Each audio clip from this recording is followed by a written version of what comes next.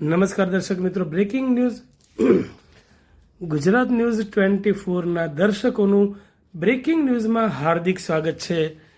સમાચાર મળી રહ્યા છે પાટણ ખાતે આંતરરાષ્ટ્રીય મહિલા દિવસની ભવ્ય ઉજવણીના. પાટણ સાયન્સ સેન્ટર ખાતે આંતરરાષ્ટ્રીય મહિલા દિવસની ભવ્ય ઉજવણી કરવામાં આવી. પાટણના રિજિયોનલ સાયન્સ સેન્ટર ખાતે તારીખ 8 માર્ચ 2026ના રોજ આંતરરાષ્ટ્રીય મહિલા દિવસની ભવ્ય ઉજવણી કરવામાં આવી હતી, જેમાં 200થી વધુ વિદ્યાર્થીનીઓ, શિક્ષિકાઓ, આંગણવાડી કાર્યકર તરીકે કામ કરતી મહિલાઓ અને ગામ પાણી સમિતિના સભ્યો તરીકે કામ કરતી મહિલાઓ સાથે સામાન્ય મહિલાઓએ આ કાર્યક્રમમાં ઉત્સાહભેર ભાગ લીધો હતો.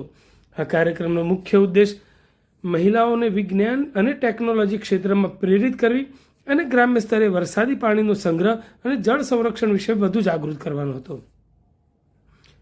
નિષ્ણાતો દ્વારા મહિલાઓને માર્ગદર્શન આપવામાં આવ્યું હતું કે કેવી રીતે તેઓ વિજ્ઞાન, ટેકનોલોજી અને નવીન સંસાધનો દ્વારા પોતાની કારકિર્દી અને સમાજના વિકાસમાં મહત્વની ભૂમિકા ભજવી શકે છે.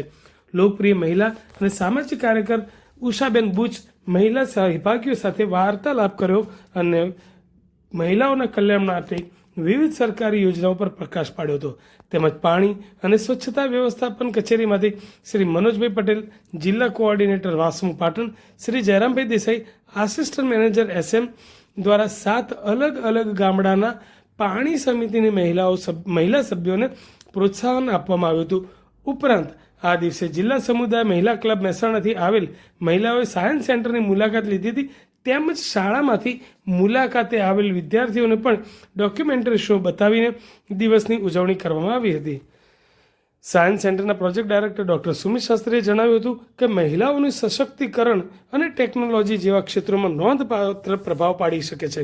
આ પ્રકારની ઉજવણી મહિલાઓના આત્મવિશ્વાસમાં વધારો કરશે અને દેશના વિકાસમાં પણ મહત્વનો ફાળો આપી શકશે.